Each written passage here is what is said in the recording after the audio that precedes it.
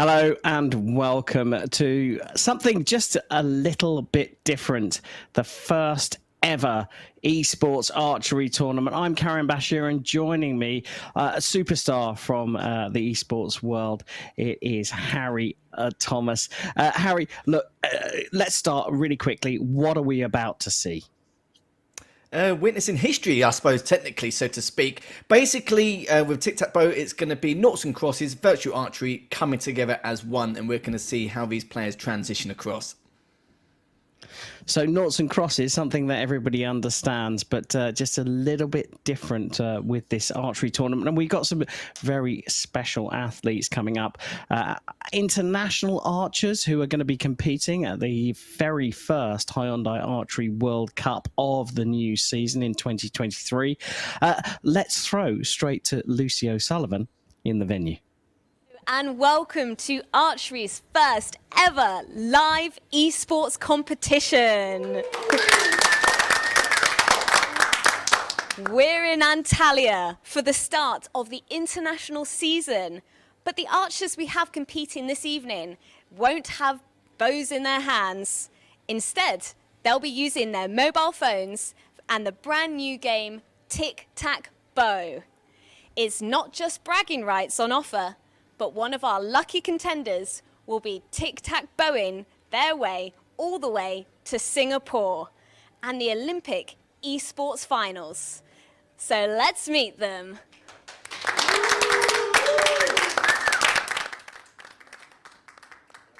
Brazilian Olympian Bernardo Oliveira. World Championship runner-up Kaufhold.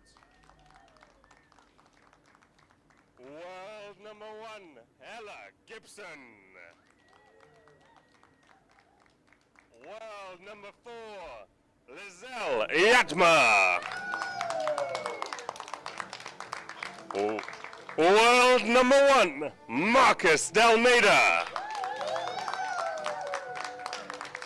World Championship medalist, Matthias Fullerton. So here we come, the athletes coming out now. And I believe that is Chris Wells, the communications head of World Archery, calling them out. Bernardo Oliveira coming out, followed by, I think it was Casey Kaufhold. There's Sarah Priels from Belgium, based in the UK. And these are all archers on the international circuit. And here's the draw. Bernardo Oliveira goes up against Priels in the first quarterfinal. Casey Kaufhold, breakthrough athlete over the last couple of years, going up against the Olympic champion Mete Gazoz from Turkey. World number 1, Gibson, going up against another youngster who's been breaking through the ranks, Matthias Fullerton from Denmark. And at the bottom of the draw, Jaatma, the Estonian, has been on fantastic form throughout the last couple of seasons, going up against another world number 1, Marcus D'Almeida. So, Harry, we've got the draw in front of us. Tell us how this whole competition works. So how it works, basically, you've got to shoot the targets and try to claim them depending on the score you get. So, of course, the higher score you get, you can actually steal your opponent's targets. But the concept of this game is basically the same as noughts and crosses. Try and get 3 in a row. But if it does get all tied up and neither player can take each other's targets, then at the very end, it can end up being a tie, which means that it will depend on the score or the maximum score each player has managed to get. But just remember, everyone at home, that it is a best of 3 throughout the entirety of the tournament, apart from the grand final, which is a best of 5. And just to get into that detail just a little bit more, it's 10 arrows per archer per game, and it's best of 3 games. Is that right? That's right. It's best of 10 arrows each game as well. So, of course, you'll see the rounds in the centre of the screen anyway once you come up to it. And I think the most important factor is the fact that, yeah, if it does get to a point where neither player can score 3 in a row or hit 3 targets in a row due to the fact that maybe they're struggling a little bit to try and take each other's targets due to the, how high of a score game it is, then it will come down to score, and then whoever's got the highest score will take that game and then move on to the next game straight afterwards. Right, well, any of you can download this game. It's called Tic Tac Bow, as in the bow from an archer that uses on a range. So please do download it. I've tried. I'm not very good. I've got to be honest. Harry's probably going to beat me. But let's go back to the venue and go and see our first two archers. First up, it's Bernardo Oliveira up against Sarah Priels. And that's coming up right now. And back over to Lucy. Win your spot for Singapore.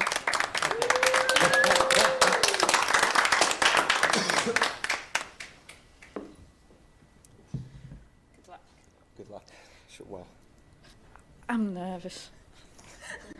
Are you more nervous than a World Cup final? Definitely. Yeah. Esports is a big game. It seems like it. You know, I might retire from archery and do esport archery. Who knows? Well, your component's looking pretty chill. Are you going to try and psych him out here? Yeah, definitely. That's my plan. Good luck, guys. Thanks. So here we go. It's Priels against Oliveira in the first quarterfinal. Best of 3 to make it through. Harry, talk us through this. Well, whoever gets first target is going to have a bit of an advantage here, but it looks like already Sarah with a 9 in the top right-hand corner, which is going to be a huge start for her, considering she had the first shot as well. And just to let everyone know at home, especially the Tic Tac Bow community, is that they are using the Sidewinder M4. And I think a lot of players at home would agree that it's probably one of the most balanced type of bows to use in this scenario. But sadly, after the first shot from Sarah, she did miss the second. But still, though, she's had an impressive start. But luckily for her, because she was the one to actually make the first move, we'll have to see now exactly how Bernardo can do to try, not just to recuperate, but to try and at least challenge her to take this first game. But has decided to go for the centre straight afterwards. She's going to stick to the right-hand side. A lovely 10, which is a nice, miraculous recovery. And it's up to see how Bernardo's going to do here. If he wants to just take the bottom right and just block it completely, or to overtake the 9 and the 10. And this, again, to let everyone know at home, is the fact that you can take over the target even if your opponent has scored a 10. You just basically just got to score a 10 yourself. And it looks like Bernardo has decided to take the bottom right with that 6. And you can see Sarah now is looking very confident to take that bottom right one. She has done, and she wins the first game in this best of 3. Well, there you go. I mean, brilliant, Harry. You're talking us through this. I was thinking, well, surely Bernardo's going to go top right and go for the win. Why didn't he? It's very difficult because it doesn't matter if you get a 9 or a 10. Like, even if you get a 9, you still got to get the bullseye anyway. And depending on the wind conditions, of course, depending on the bow itself, it's very hard to kind of justify how and when you should go for it. I think most people in the Tic Tac Bow community, I think majority of them would probably have just gone for that top right one anyway. Majority of us do use the Infinity Bow, but because we're using the slightly different bow, these players had to get used to it quite quickly. Things can turn very quickly, so I'm holding on to this. That is true. It's a fast game. Have you played noughts and crosses much, though? You mean the regular one? The regular one. Oh, I think it's been, I don't know, a couple of decades. Well, good luck for round 2. Thanks.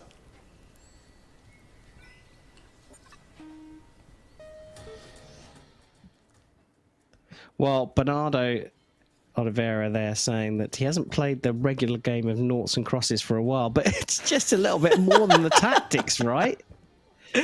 Yeah, don't get me wrong, there's a lot of strategic value. Of course, it's not just noughts and crosses, just the fact that you can take over each other's targets is a huge factor. And also another factor to bring up is the fact that there isn't any wind conditions at all. It's bang on 0, as I mentioned before, with the Sidewinder M4.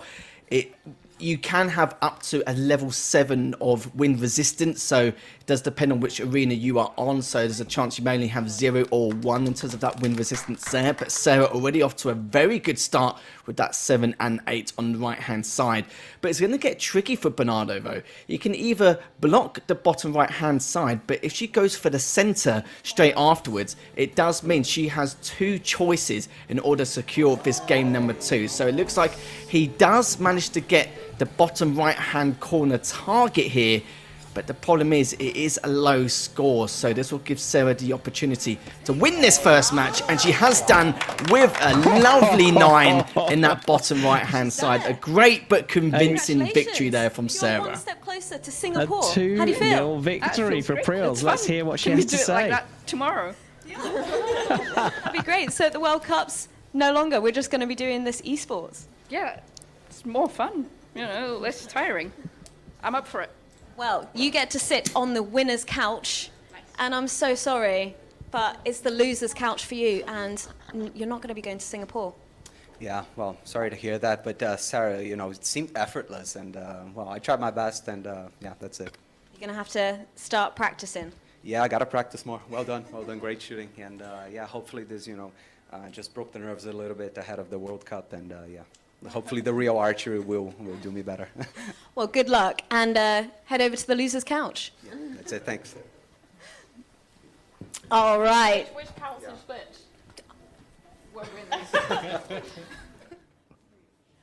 Well, there you have it. Bernardo, pretty philosophical about the loss. It was a good 2-0 win for Sarah Priels, and we move on to the second match. Versus Mete. It's the big game.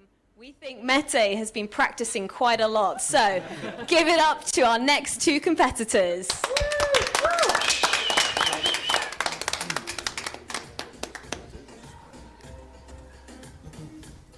Well, So Mete while we Gazoz, wait, the how many hours Olympic have you- champion from Tokyo 2020, an absolute superstar in Turkey, and he's competing on home soil, not just in this competition, but also the Hyundai Archery World Cup. 1 hour a day, guys. That's what you need to do. 1 hour a day. Casey, his 1 hour a day. How much have you practiced? I downloaded this at like 11 o'clock this morning, so it's the afternoon now, so I maybe shot like 20 arrows, so I'm just going to wing it. Excellent. Well, it's all tactics, so good luck. Thank you.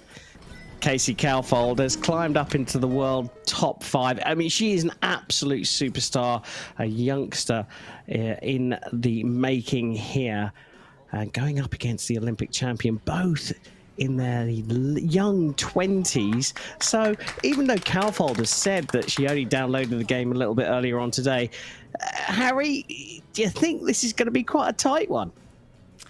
It's difficult to say, really. This game is one of those games where it's easy to learn but hard to master at the same time, especially at the highest of levels. But so far, she's acting as though she's had it for more than 24 hours, which is a little bit of a shock to the system there, considering how high the arena is on as well. But sadly, you can see he actually missed his second shot, and that's definitely been a pattern here, a trend, so to speak, because Sarah did the exact same thing, but ended up winning it convincingly. But then we get a 10 straight away in that bottom right-hand side, and just going to be a tough call here to see exactly how she's going to go about this, but it looks like she does need to block it on that bottom left-hand side. Manages to with a great 10 as well. So it's up to him to decide exactly how he wants to go about this next shot, which of course is going to be at the top right to make that block. A good 9 as well, set in stone, which means she will need to go into the middle right. She does have the opportunity to go for the bullseye in the top right, and fair play to her, she went for the risk. These things do happen, but it does mean though he can just take that straight away on that middle right hand side. A nice comfortable victory there in that first game, but you could see what she was trying to do there. Yeah, quite brave, right? So we talked about this in the first quarterfinal. Why didn't one archer go for that win in the end? So a bit of bravery, failed on this occasion, but Gazoz, the Olympic champion, 1-0 up. Game 2 of Tic Tac Bow. Mete versus Casey. Well, we were trying to get the last bits of information from Mete Gazoz there. I think he was saying that he was quite happy with taking that first one. Yeah, it was basically a free throw, wasn't it? Because you saw there Casey wasn't able to get that 10 in the top right. He could literally just get any score in the middle right-hand side and be able to secure that first game, no problem. And as you can see, taking a bit of deliberation now. Managed to get the 7 in the bottom left-hand side. Of course, the wind resistance isn't that high. It's only 1 kilometers an hour, so it's not going to you could say to a certain degree, not affect their game too much going into the second game. But this is beautiful so far. So we've got a 7 and a 6 going horizontally across the centre. But of course now she can either bag the centre point once again or block it from the right hand side, and has done with that beautiful 8. We'll have to see if he wants to just try and tackle it by taking over the middle right target, or to go for the bottom right hand side, which he has done with the 7. And you can see the consistency here. We haven't seen too many 9s or 10s going into this second game, so they're a little bit insecure with exactly how they want to go about trying to get this 3-piece. But already a lovely 9. Speak of the devil, as I was saying that, blocking that top left hand side. We could be seeing a long one here. But still, being very patient. And you've got to remember as well, there is a 2-minute timer, even with these 10 rounds. Of course, 10 arrows per game, and a beautiful 10, which means the patience did pay off, going for that top centre targets. And you can see just improving more and more as we're going forward, and then an 8 straight afterwards. So we'll talk about the 6s to the 8s. There's a consistency there, but they seem to be improving as time has progressed. But now, though, is he considering taking this target or not? Again, just a lot of patience coming out here. Only a minute left in this game, but looks like decided to change their mind. Manages to take it with a 9. Great stuff there. And in the end, manages to take that second quarterfinal 2-0. You are 1 step closer to Singapore. Well done. Why didn't you try and steal her target earlier? Because I forget win. I remember just my fifth.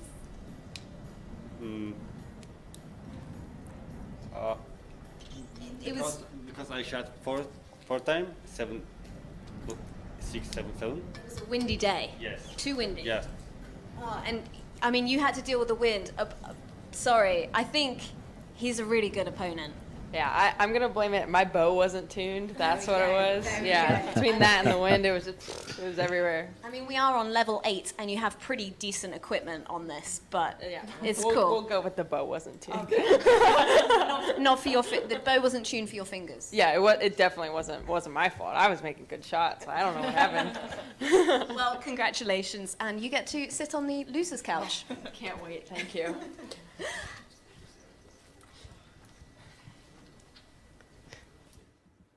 Well, they're clearly having a great deal of fun here. Lucy O'Sullivan in venue, our fantastic presenter, is talking about Singapore. Harry, there's a little bit riding on this, right? There really is. Of course, it's an extremely important trip, and of course, history being made here, being the first Olympic esports series. So, doesn't matter how you get there or how you qualify, you will be a part of history from the get-go, especially with Tic Tac Bow as well. And I think a lot of the players in the community will be watching this just to get an idea to see exactly how the archers in real life actually compete at the regular Olympics and then transition into Tic Tac Bow themselves. We'll be quite impressed considering the amount of time they've had invested into Tic Tac Bow overall. Well, we got our next opponents coming up. Matthias Fullerton against world number 1, Ella Get ready Gibson. to Tic Tac Bow. Well, there you go. Lucy's told us it's time to get ready for Tic Tac Bow. But as Harry said, we've got this qualifier here, one of 2 World Cup qualifiers. The first here in Antalya, the second at the second stage of the Hyundai Archery World Cup in Shanghai. The international archers will qualify through those competitions, this one and the next one, and then there'll be 6 from the game itself. So if you want to go to Singapore, you can do it. Just download Tic Tac Bow and start playing, and you may well book your ticket to Singapore. There will be 2 host nation athletes competing at that tournament as well. Harry, the match is underway between Fullerton on the right from Denmark against Gibson from Great Britain on the left. How have we started? Started very strongly. Both players coming out with a 9 so far. We can see if Matthias is going to go for the top left-hand side. So he does get a 9 of his own here. Which means for Ella, if she does want to take one of those 2 targets, we'll have to try and secure one of those bullseyes, but decided to play it safe, which is perfectly understandable. Again, another 9. And you can see here, these 2 have put in a fair few hours in comparison. You can tell already from this first game as a clear but good indicator there. But Matthias, looking to go for that bottom centre, manages to get another 9. So all 9s across the board here. And it doesn't really too much about getting the 10 anyway, especially if it's the first target, because you'd have to get a 10 anyway just to repeat that process of taking over the target. But the first, I suppose, so to speak, slip up there with the 8 on the middle left-hand side. Now just biding the time now. Just again, just to play it safe, to block that centre target. And there we're going to have our first 10 in this series, and I think it's quite overdue considering the amount of 9s they've had so far, apart from that 8 in the middle centre. But Elevo does get another 8 of her own, so keeping the consistency high here. As Matthias now needs to decide exactly what he wants to do, and looks like he's looking to try and secure victory here in this first game by going for this bottom right-hand corner. He is, yeah. The patience should pay off though, and it has done, getting that 9. And my word, incredible stuff there, and great first game. Wow. That was the best match we've seen today. Guys, nothing less than an 8. This is good. I think you've been lying about not practicing. Definitely not. I just listened to Mette, which is always aim in the 3 and hope. And I hear you have an unfair advantage because you're a gamer. Yeah, usually at home I do game a little bit. What do you play? Mostly like Counter-Strike, shooting games and stuff. So this is very similar. a little bit maybe, but not the same. What is your rank? What is your rank? The highest. Global elite. He's a global elite online gamer. Ella, there is literally no pressure here. Yeah, no, I don't think it's going to happen, I'm going to be honest. Well, I have every faith in you. We're ready to go for the second round. This could be yours. If you win this, you're still in. I mean, I'm going to give it a try. That's what we want. Right, guys? Good luck. Well, Harry, look, I used to play some games. It was several decades ago in the 1800s. But they're mainly sports games, but not like this. But how much does it matter that Matthias Fullerton is clearly a very avid and successful online gamer? It makes a massive impact to it in a lot of ways. The fact that he used to play CS, of course, with his country in Denmark, they're known for actually being able to distribute incredible CSGO talent across the board. And the fact that he's also a CS player in the background behind his archery scene, I'm not surprised at all in the slightest. It did not faze me once at all. But of course, having that concept as a gamer or just being in the esports world or familiar with it and maybe even just competing at an amateur level or just getting that kind of slight amount of experience is quite, can be quite of an impact on your own game itself. So the fact that he's already said about his experience in terms of in the CSGO format, yes, sure, fair enough, it's probably only in ranked and not in an offline setting. It's still enough to be able to turn the tide here. As you can see now with Ella looking to block that bottom hand side to stop Matthias from actually being able to making that a quick 2-0. And that's a fantastic way to end that. Bagging that 9 just to stop him from any tracks going forward. But Matthias now looking to go for the top left to block Ella, and you can see they're both playing it very safe. They're both, you can tell they've invested quite a lot of hours into Tic Tac Bow just to make sure they're going back and forth. You probably noticed the patterns of consistency with the previous matches going now compared to Ella and Matthias's matchup. Manages to get another 9 here, which means it's going to go for the middle right-hand side just to block that. And then if it gets to the point where they've covered every single target, that's when we're going to see them try and take each other's targets, or maybe take their own targets again just to get a higher score. Because remember, guys at home, if it gets to the point where they've taken up every single target, then it will come down to based on score if they do not get 3 in a row to secure this game. So in the end, managed to get that 10. Beautiful stuff there. And you saw earlier was just trying to take that bottom right hand side with the 10, but just could not do it, sadly. That was a bold strategy, but it didn't pay off. How do you feel? I feel okay, yeah. I tried to go for the win on the last one, but it was a bit of a risk because Ella could easily get the next one. I mean, it was pretty high scores from both of you, but have you got a secret tactic for this one? Are you just going to try and get 3 in a row straight away? I think maybe play it a little more safe and then try and hit the middle. Good luck. Ella, you absolutely smashed that game. You're still in. You're still potentially going to Singapore. Like, good job. Thanks. I mean, yeah, it worked that time. I think I was just lucky that he took a risk and didn't quite get it. There you go. So maybe it pays to play it safe. Maybe. I mean, I played it safe the previous round. That didn't go so well, so we'll find out. So it's all to play for on this 3rd and final round. Good luck, guys. Thank you. Well, the sincerity there was damning, I think. Incredible stuff. Ella Gibson trying to keep her cool and stay in control of this match. She's drawn level at 1 apiece, but you've got to fancy Fullerton, haven't you now? You certainly do indeed. It was, do you know what? I respect the risk he took before to try and get that 10 on the bottom right-hand side. It's obviously a target in terms of the rotations on this arena he was used to and felt quite confident just to end it cleanly. He could have carried on and played it patiently, but instead decided to go for the riskier option. These things happen, but it looks like he's not going to make that mistake again, as you witnessed from that interview, is that he's going to play a little bit more passively this time around. Maybe let her make the mistake, but already 2 10s in a row for Matthias, and already showing that skill across the board. And I think with the in terms of the level of play from the Tic Tac Bow community, the majority of them, 89% of the time, will get 9s and 10s. So they're probably looking at and thinking Matthias is also going to be a very strong competitor going into Singapore. And you saw Matthias again with his 3rd 10 in a row on that bottle middle target there. And Ella, it's up to her to decide how she wants to go about making her next move. Just going diagonally towards the left, looking to try and get that target in play. Managed to get another 9.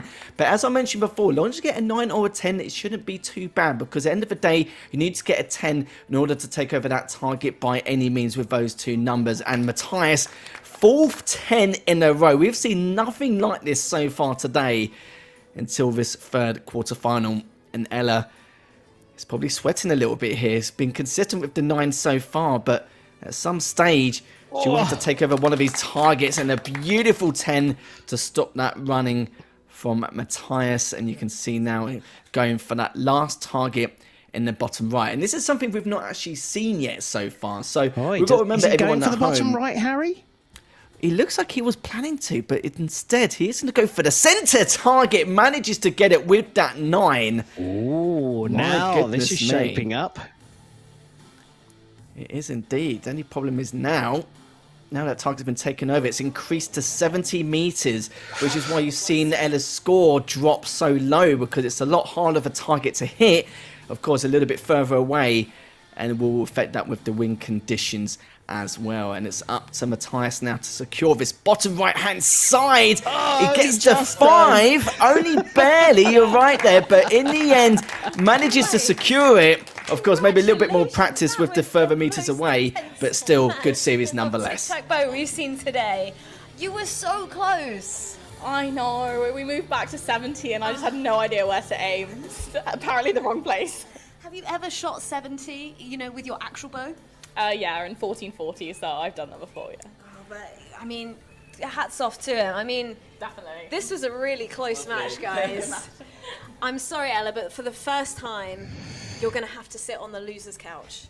It's okay. I accept it. Okay. Well done. Good. Congratulations for you. That was amazing. Like, I know you said play it safe, and you tried, but she was sneaking in some tens. Yeah, she shot really good.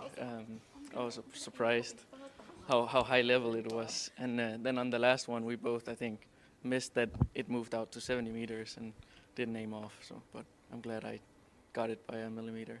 I think you had a bit of an unfair advantage because she had to shoot at 70 first. Yeah, maybe. Yeah. But I didn't even notice it, but yeah. But with all that aside, you are through. And yes, exactly. And you are one step closer to Singapore. So please take a seat on the winner's couch. Thank you.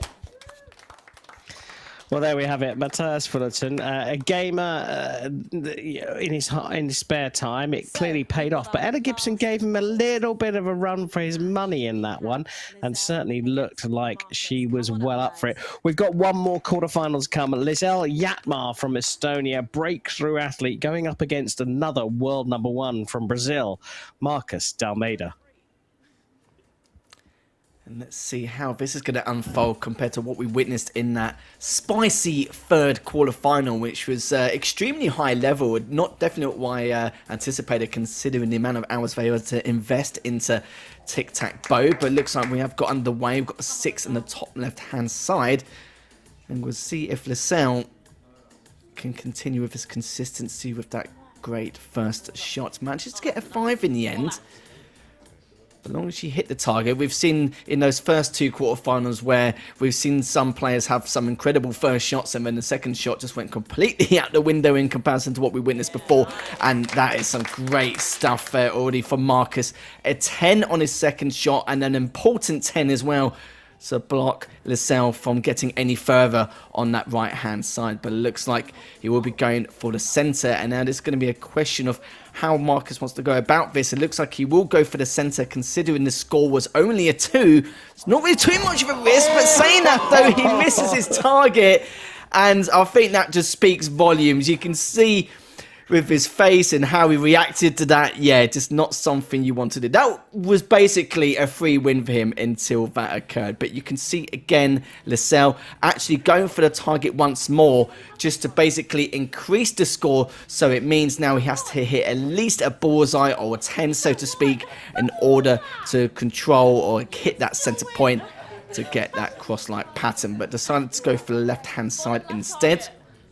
And now I have to see how they're going to go about blocking that bottom left-hand side. But this should have been over. Marcus should have hit that centre point. No problem at all. As if that happened, but it looks like it's fine. He managed to hit that 9 in the bottom left-hand side. Game. I mean, you missed. Yeah. You thought you were on his target. You thought it was your target. Are you guys okay? Yeah. I try. Still getting used to the game. Yeah, I'm still there. How long have you played for? 3 times, I think. I don't know. Okay, so as soon as you walked into this arena, that was your first time? Yeah. Yes. And, well, okay. So it's his first time. Are you a gamer? No. Are you sure? Yes. But you have a brother. Surely you've been playing some games before? Not really. He's playing, but I'm not. Okay, well, you have 2 more chances. Okay. So it's okay. Yeah, Breathe. let's try. Yeah. You could win in one more go. So, are you guys ready for the next game? No pressure. Good luck.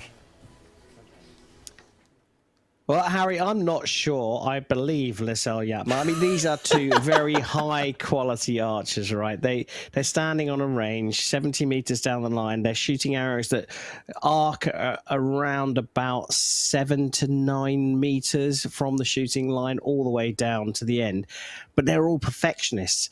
And maybe she's not a massive gamer, but does that mean that the pressure's off? She's kind of just having fun?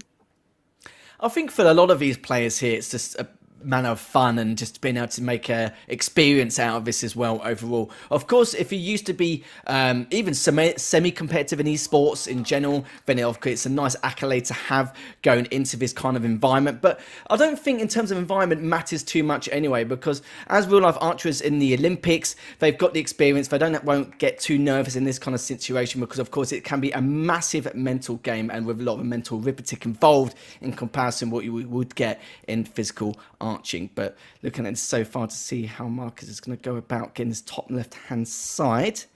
Got a big chance here, hasn't he? And yes, he has done. So 2 10s in a row. I'm sure you can see from Matthias in that last game. He's going to be keeping score and taking note as well. But we haven't seen many of these players go for these 70 meter or 80 meter ranges. Of course, you see again Lascelles with a lovely 10 there.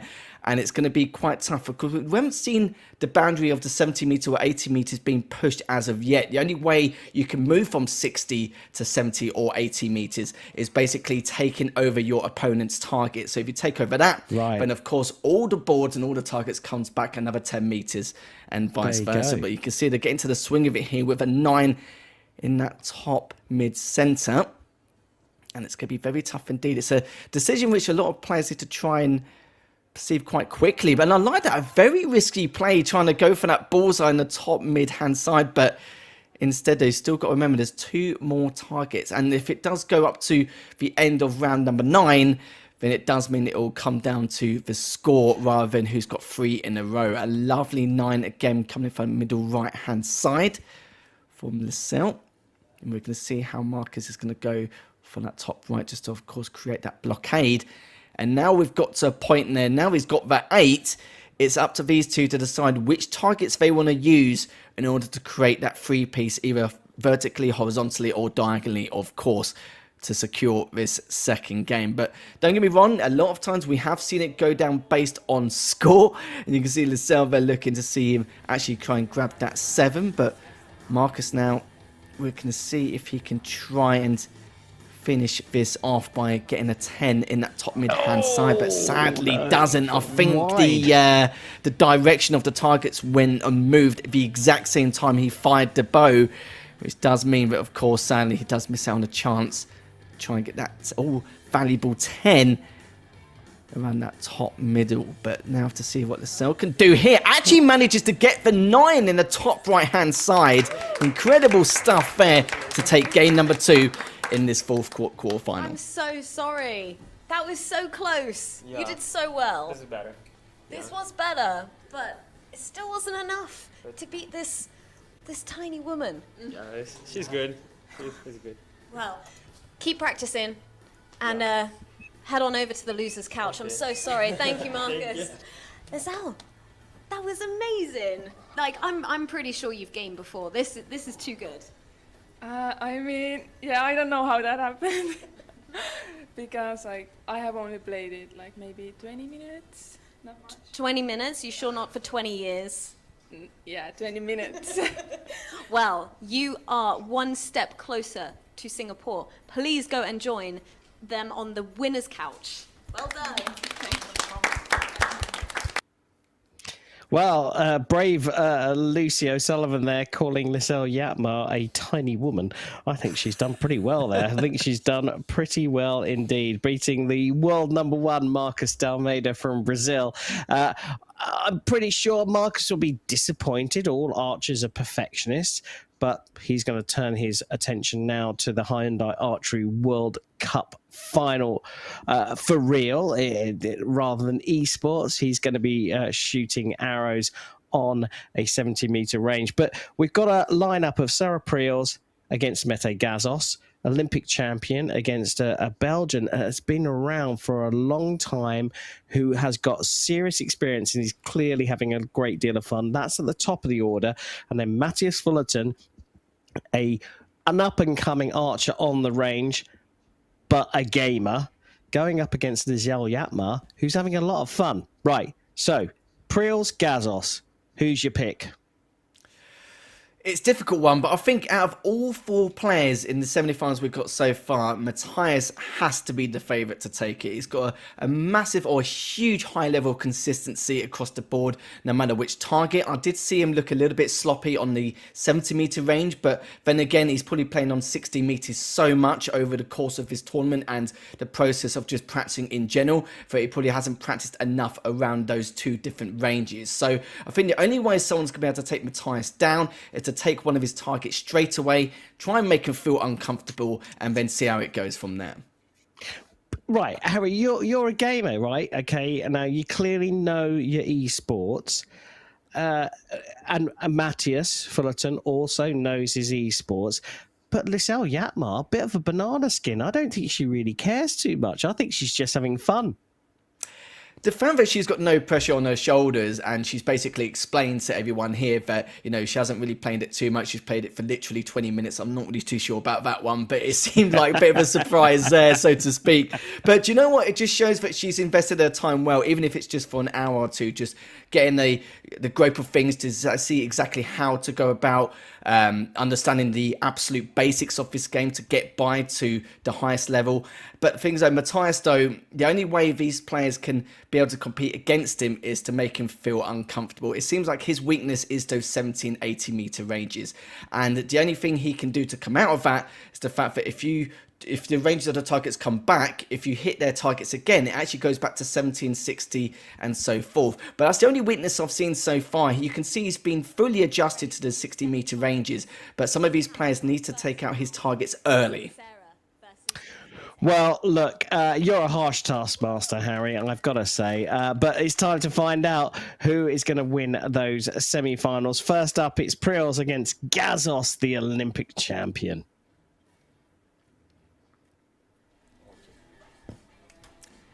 Yeah, we're going to see It's how Sarah this versus goes. Mete.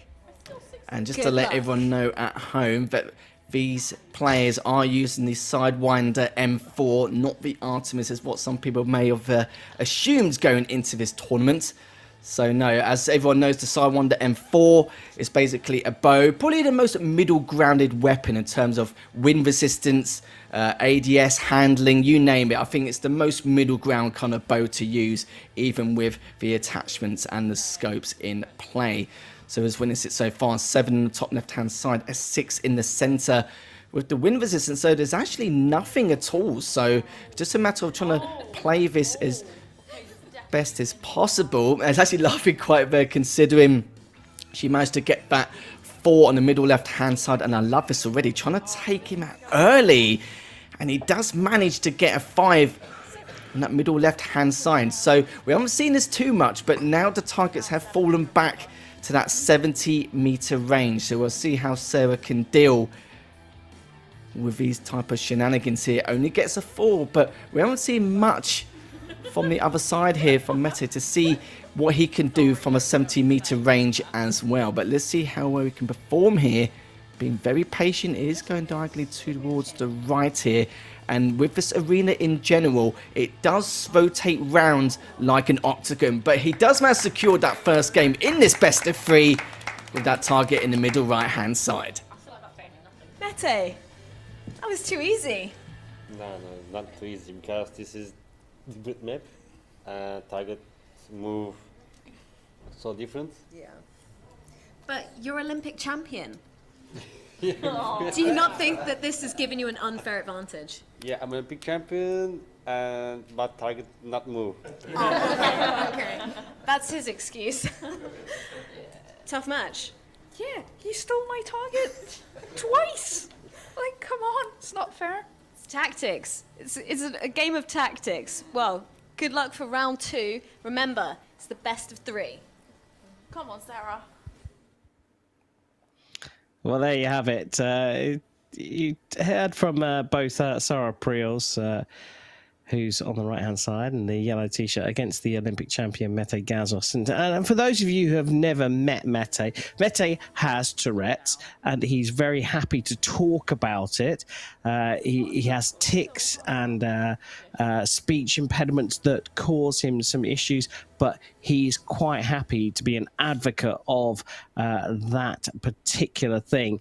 And here, in a sport where control is so important, like archery, does that benefit him? It just requires a little bit more patience in terms of the long run with a lot of his shots. The main thing is that you have 2 minutes per game. So on average, you'll have, of course, about, sorry, going into it here. So I'm just looking at the top right, looking to go for the middle, top middle center now. But it's hard to say. You could probably have about 15 seconds on average per shot. But at the same time, it depends on the rotation as well. There's a lot of players who favour some rotations, some players who don't at all in the slightest. So if it's a rotation they favour, then it might only take them like 8 to 10 seconds to get ready for their shot and then just take it straight away. But some people may push towards the 20-second mark here. And as you can see at the bottom middle hand side, getting it with that 8 as well. But you could say Mete just doing a good job so far. Happens. That kind of what happens in on the range. They've got 20 seconds in the individual sport to shoot their arrows. So this is quite a realistic, albeit you're not shooting with wind and all that kind of stuff. You're doing it electronically. It's quite realistic to the real sport. It really is to a certain extent. It's more the mental game, really, more than anything, of course, with the physical attribute. But in terms of like the patience which you need for archery overall is a big factor. And it's also a big factor in this game as well. With these kind of octagonal rotations in this particular arena, you do need to be very patient and needs to be wary of that wind resistance as well. But you can see here in that bottom left-hand side with the 7, as Mete takes that best of 3, 2-0. Sarah, I'm so sorry. So am I. It was poor. But I'm pretty sure that in the real archery, you're going to do absolutely great this week. Yeah, we don't have 4s on our targets, so I can't do worse. Yeah. Well, I'm so sorry to have to say this, but you need to join them on the loser's couch. It's fine. Well done and good luck. Thank you. I have to squeeze to the side. Mete, that was brilliant. You've played some great games. Thank you. This map, first time this map, and a little bit hard for me, but I got used to it, and you absolutely smashed it. You are through to the gold medal match. Congratulations. thank you so much. So the Olympic champion through against Sarah Priels, who clearly had a great time. She really had a lot of fun. But the Olympic champion is through, and who'd bet against him? Except we've now got Matthias Fullerton going up against Lisel Jaatma. I think it's Lucy O'Sullivan who's going to introduce them back out onto the field of play.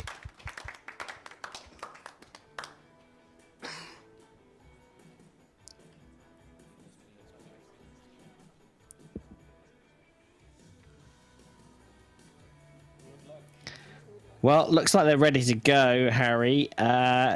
Matthias has got to be the favourite here. But do you know what? I've got a sneaking suspicion that Lisel Jaatma might do quite well here.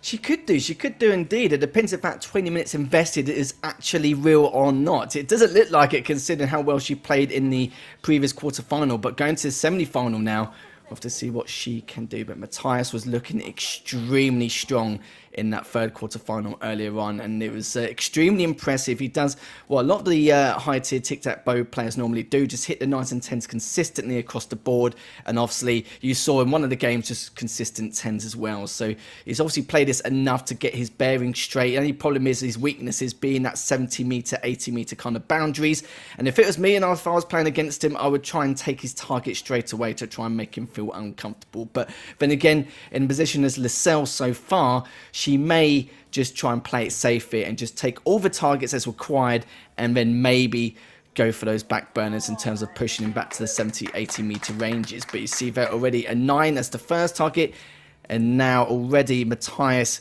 getting that 10 in the bottom right hand side, and she's going to have to do an early block already, which he has done with a beautiful 8 of herself. Chance here though, isn't there, for Fullerton? Exactly. When someone sees an 8, they see a weakness straight away and they know it's a perfect opportunity to go for. But I think you can see now Matthias is going for the strategy which he wished he went for previously, just to play extremely safe and as passive as possible. He wants his opponent to make the first mistake, or a mistake big enough, for example, maybe something lower than an 8 or something which will help him out in the long term as well. But you can see here, he has to go for the center, but the problem is Matthias can go for the center straight away. The only way she could have got out of that is by taking one of the other targets, but it just was not going to happen at all in the slightest. So Matthias just needs to hit the center now. Movement, Any right? points, exactly, and there we have it. Already Matthias with the first game in the bag in this second semi-final. So that's it, isn't it? So the tactics really came into play there. Matthias Fullerton could have gone straight for the win with a straight 3 down the line on the right-hand side, but he picked the bottom left to get the pincer movement and forcing Jaatma into shooting one of the targets, knowing there was a chance for the win on the other one. That's right. It depends on the situation, really. Some players will create a strategy where you have to literally take over one of their targets, or else there's not really much you can do, because there's 2 possibilities to be able to secure that third target on Tic Tac Bow overall. So you can see there's a lot of ways they try and force these kind of plays. But in her position, she really had to try and take over that bottom left target, but she had to get at least a ball zone in order to do that. But again, a very difficult task at hand. Do you think she's got a chance here? It's unlikely, but do you know what? I wouldn't rule her out You're so harsh. You're so harsh. Gotta be realistic, mate. Gotta be realistic. But it all depends on Matthias, really, doesn't it? Depends on how his consistency could drop or could just stay the same. But he's been looking phenomenal throughout the entirety of this tournament so far. You but are right, we've seen our first slip up already, though, with that 6 in the top right. So could be seeing something a little bit different here. With Vassell getting her 8 in the middle left-hand side. But remember, there is a little bit of wind resistance this time. It's only 1 kilometre an hour going towards the west, but it can be enough to do its dues here, depending on the circumstances. Because we've noticed that we've seen a lot of Matthias playing with no wind resistance at all in the slightest.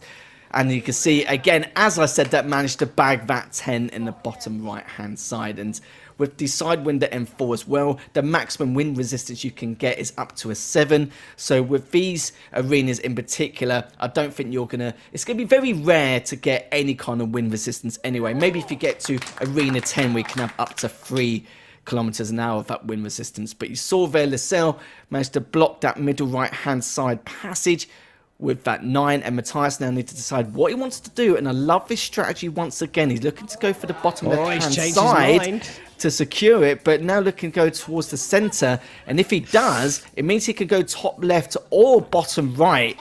It means that she has to go for the center, and she has to get at least a 9 or a 10 in order to save himself. There from Fullerton, for sure. He's a gamer. Oh, now is Jaatma going top left here? Yes, but needs to really go for the center, because the bottom left is still open. It's great stuff, don't get me wrong, getting that 7 top left hand side, but Matthias has still got that option to secure this in the bottom left hand side, and you can see it already. The only way out for Lascelles was for her to get that middle target, or the center target rather, and needs to get at least a 9 or a 10. But as soon as he hits his target, boom, there we go. Managed to get an 8 in that bottom left-hand side, which means we'll be seeing him in the grand finals as he managed to win this out, right, 2-0. That was going to be not tough. quite right there from Jaatma. Yeah, Let's hear what Lascelles has to say. He had 2 chances there. Yeah. I mean, yeah. I'm not really good at this. Well, you can only get better. Go and join the losers on the couch. Yeah. I will. You're through to the gold medal match. Yeah, it feels good. It's going to be fun against Mette. I was about to make a mistake, but I corrected it just at the last moment, luckily. Well done, and go and join them. Or go and join Mette on the winner's couch. Thank you. Well, loving the sympathy there from Lucy O'Sullivan. You can only get better, Lascelles. Go and get on the loser's couch. Yes. I mean, let's face it. She was up against Matthias Fullerton, who was clearly the more experienced gamer, but also he got his strategy right there to make it through to the final. So we've got a youngster who's been coming through the ranks on the range, on the 70-meter range, in Matthias Fullerton, going up against the Olympic champion. You've already told me, Harry, you fancy Matthias to take this. Do you not think Mete's got a chance here? He's definitely got a chance, don't get me wrong. It depends how much pressure there's going to be going into this grand final. Of course, remember, it is a best of 5, so if either player do go 2-0 up, they can create that reverse sweep to bring it back 3-2. And this is where the wide variety of strategies can be deployed going into this grand final. With a best of 3, it can be a little bit nerve-wracking just due to the fact that you can make very minimal mistakes. You're very limited to what you can do. But in a best of 5, this is where you can really express yourself on Tic Tac Bow overall. So, but I do feel like both these players will play it quite safe and just see how things go going into this grand final. And then as we pursue further, we'll see what kind of strategies they pull up their sleeve going into this best of 5. There you have it. Harry, the expert, he knows what he's talking about here, and clearly he's taken us through this quarterfinals and semi-finals, and we're now down to the finals. And so what we've got now is 2 athletes going up against each other in a best of 5 competition now. So it's not just those 3 sets and it's all done. It's going to a best of 5 to find out who's going to qualify for the Esports archery final in Singapore later on this year. Let's go and hear what Lucy has to say. It is Mete and Matthias. Come and join us.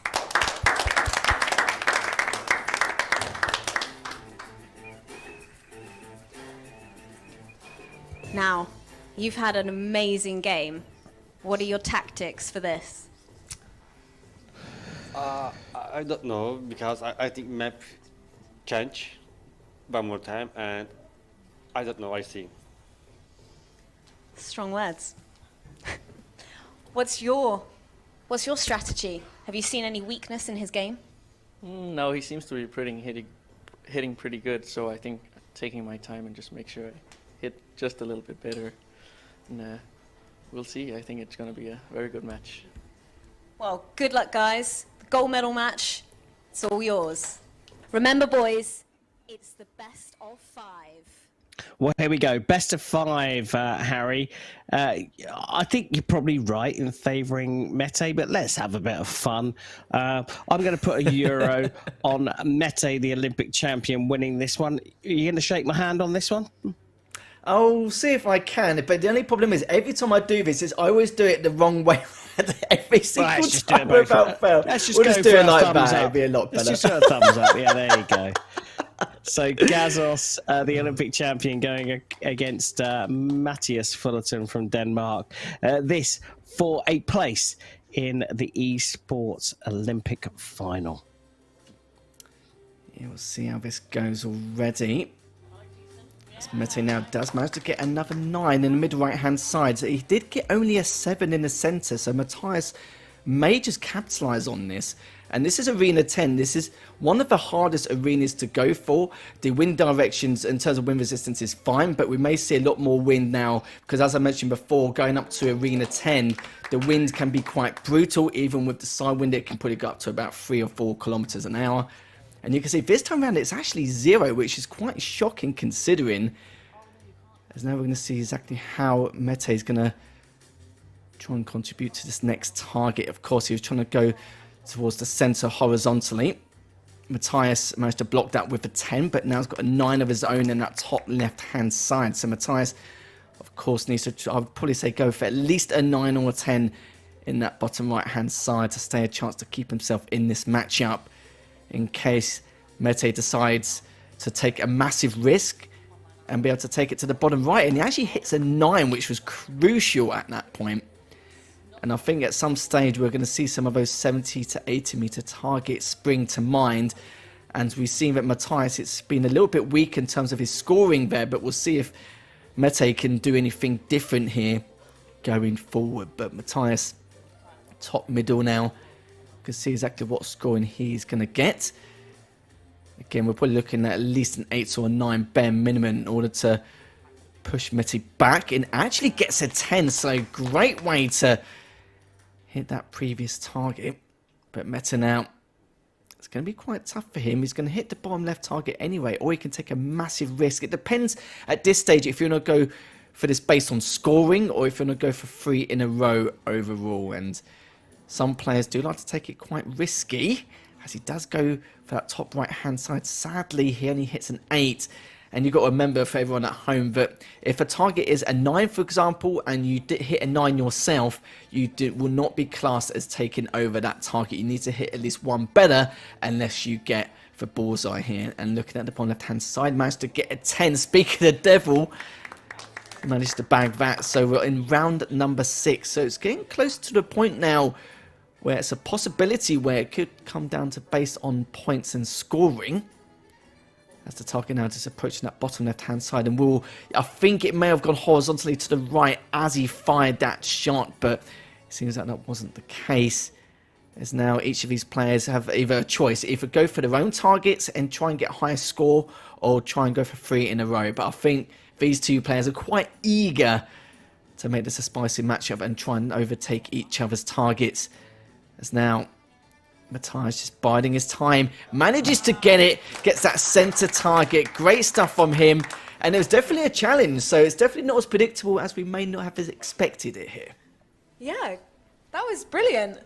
That was good, yeah. I was hitting what I was aiming for. Well, we'd hope so. Yeah, that's always what I hope for, but yeah, I think we played very evenly, and I just got the little advantage at the end. How you doing? I'm fine. It's okay. You still have time. Yes, I have time. Okay. It's the best of 5, so I know, you could I know. come back. You could come back. Guys, are we ready for the match to re-begin? Yep.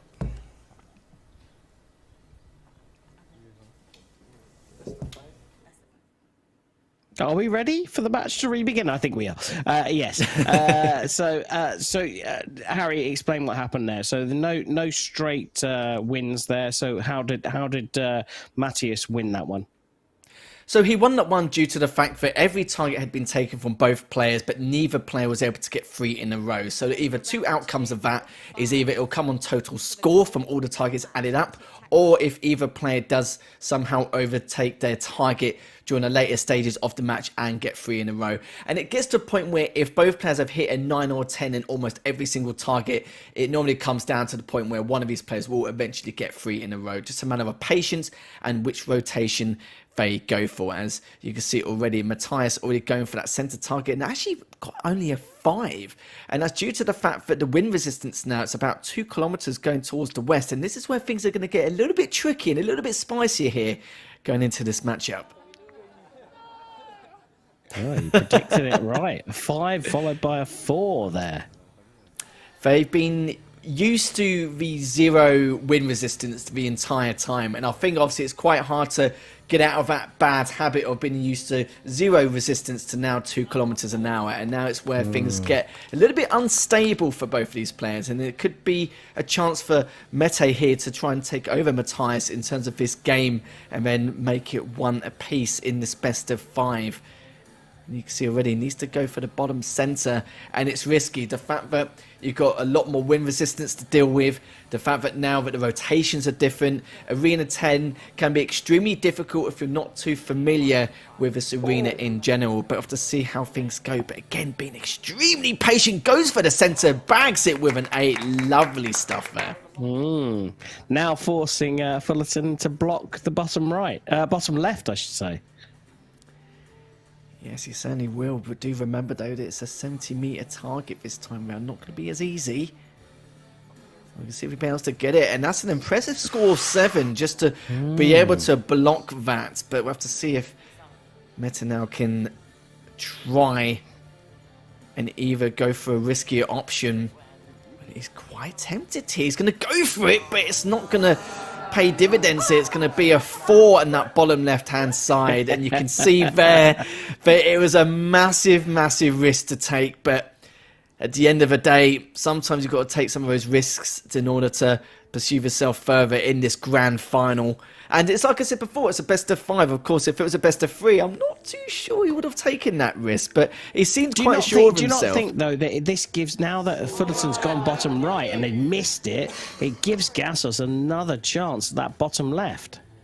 It certainly does. It certainly does indeed. And the fact that he only got a 1 in the bottom right, going to be huge for him here, and actually does take it. So remember, he's got 2 options now. It's an 80-meter target. It's going to be extremely tough. This is the most amount of meters you can actually have in terms of the target's distance. And I feel like now he needs to take the bottom right-hand side. If he does not, then it means that, of course, for Mete now, he's going to be able to take this and make it a 1-all scoreline in terms of this best-of-5 series. But the problem is, at 80 meters from this range, I can't see it happening. It's just not going to happen at all. In terms of his pattern and trend of consistency from these targets which are further away, he's been low scorings, and I can't see him getting a bullseye in this position. But it looks like we're going to see if Mete now can get this top left target. It's a doozy, mind you, but he only needs to hit anywhere in the target. He doesn't need to get a particular scoreline. Manages to get a 6, so he will make this all tied up 1 apiece in this best-of-5. What an amazing match this is. Yeah, I don't know what happened. I think my bow was broken. Bad. That was bad. Yeah. You pulled it back. Yeah. I'm back one by one. Nice. Good for me. It's the best of 5. It's 1 each. It's all up to these next few matches, guys. Are you ready? Yes. Round 3. Well, Lucy there giving us the tail of the tape. We're tied up. 1 match apiece. Do you see this one going through to the end, or do you think Fullerton's going to shore it up now? I'm actually quite surprised. Matthias seems to be a little bit flustered with his circumstance so far. It seems like Arena 10 is not an arena he's too comfortable with, or he's probably just not practiced on enough in order to have that level of consistency he has in previous arenas. But Mete, though, seems to be not the total opposite, not the opposite end of the spectrum anyway, but it seems to be doing a lot better in terms of the consistency going into this best-of-5. But this is where, in any competitive game in esports, you need to, keep your cool. It's all a mental game as well at the end of the day, and you can see already he's done that with a great 10 in that bottom right-hand side. But of course, the conditions are quite windy in terms of the resistance there. They are using a Sidewinder M4, which means that I know that a lot of players, especially the top-level players at Tic Tac Bow, they're used to using the Infinity, which means we get literally 0 or 1 kilometers an hour in terms of wind resistance anyway. But it looks like Mete did actually miss, which is going to be crucial here for Matthias to hit this middle right target. And of course, it doesn't matter where, as long as he hits it, he manages to get it with a 4, but it doesn't matter, he managed to bag it in the end, and now he's up 2-1 in the series. This looks really tough.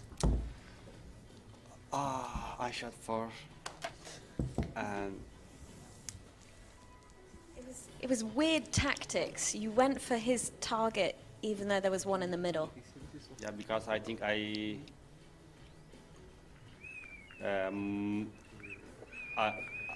think I shot more than 4. I can't. We still got 2 more games. 2 more games. That was better. That was better, yeah, but I think still first time I ever won with 18 points. So easier than outdoor archery. Yeah, a little bit. I think me and Meta needs to step our game up a little bit. Well, round 4, guys. Let's go. Well, Harry, it's interesting. I see these archers on the range outdoors regularly and indoors as well. They look a little bit more nervous, I have to say, here than they do out there in their normal comfort zone. If it was back in the quarterfinal where they didn't have too much pressure, I think I would have been fine. But you can see these 2 players invested at least a fair amount of time in order to know the logistics, and not just the basics, but up to an intermediate standard. But I'm seeing the weaknesses now as we pushed into Arena 10, and now we're seeing some wind resistance as well. But now there's actually no wind resistance at all in the slightest. Before, we've had about 2-3 kilometers an hour in the previous few games, but this time around we haven't got any. So this is something both these players are definitely going to be comfortable with.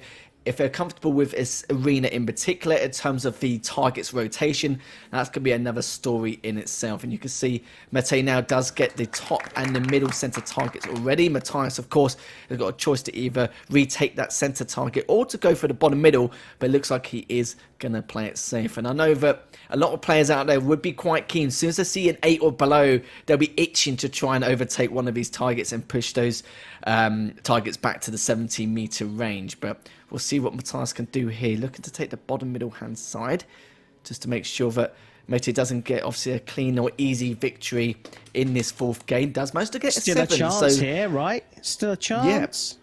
Yeah, absolutely. And I wouldn't be surprised if he by the did try looks to of take things. the target. He is. He's thinking about it. He manages to get it in the end. So a very clean victory there in this fourth game, which means we will be going to a 5th and final game in this best of 5. Unreal. Really good stuff there from these two.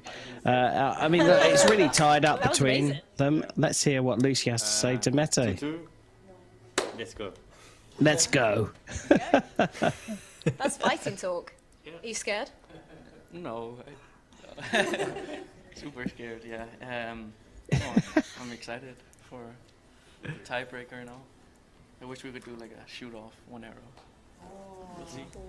Well, It's still gonna be fun. it's a Tic Tac Bow off. Yeah, super. Wow. Good luck, guys. Lucy coming up with new terminology there, clearly. A Tic Tac Bow off. I might have to check that with the rules.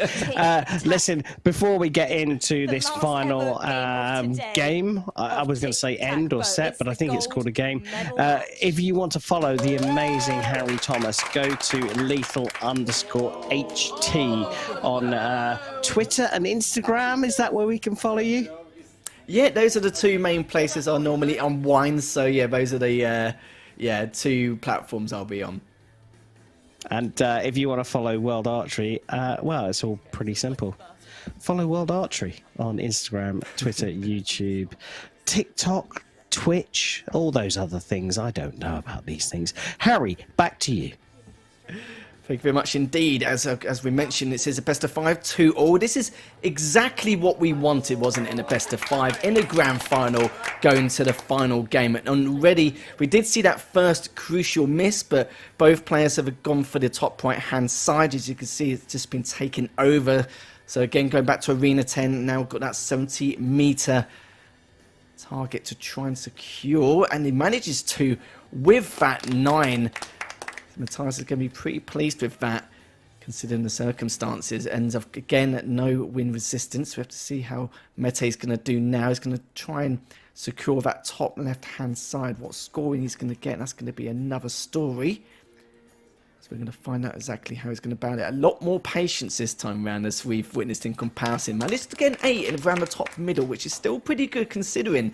And it looks like we haven't got this pattern or trend of these 3s and 4s in the 70-meter ranges earlier on in the previous matches. We're seeing a lot more high-level play going forward. So, of course, Matthias going for that top left-hand side. Actually managed to get a 6, which means for Mete now, it's going to give him room to go for this now. He's got to go for it, right? He's got to go for it. You have to. If it's a 6, you'd be rude not to. And manages to get the 7, wins the grand final, 3-2 in his best of 5. And what a way and what a matchup as well. Great stuff here for Mete. Unlucky for Matthias.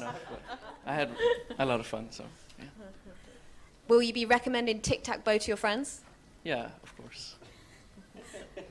We have our very own Olympic champion and now a Tic Tac Bow champion, Mete Gazoz. How do you feel? I feel so happy because I want to much go Singapore. I'm happy. No. You did amazing. You didn't start off very good. Yeah, miss. My first error, miss. And I have to take the target, match target. Good match. Good match. I'm happy. Congratulations, you have taken that spot to Singapore. Can we get a big round of applause for Mete Gazoz?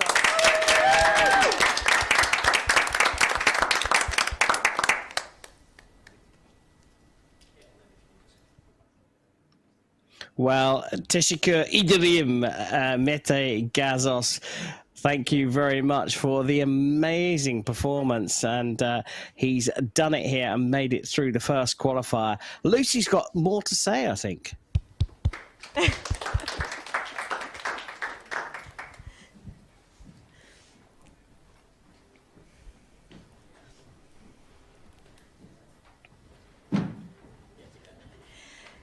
Congratulations, everyone, but especially congratulations to our Olympic champion and Tic Tac Bow champion.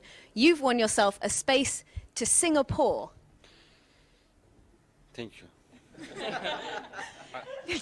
You're welcome. And we have a special gift for you today for winning the first Tic Tac Bow competition. Okay, Let's bring it on. bring on.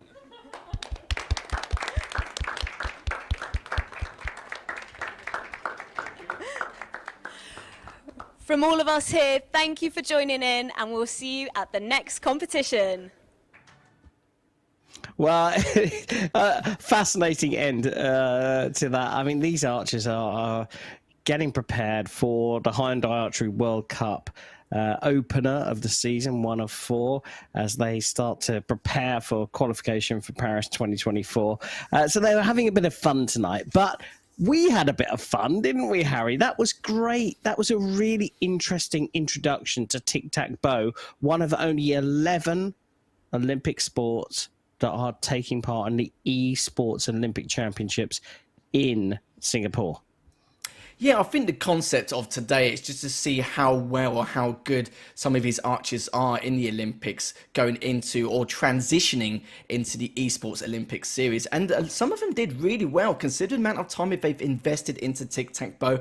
Of course, it's not the exact same concept, of course, to real archery with the noughts and crosses kind of attitude. But I think it's great to see how well or how quick these competitors can learn at this level as well. And I've been impressed with what I've seen so far from some of the archers here, and it'll be more interesting to see when the grand finals comes along at the Olympic Esports Series.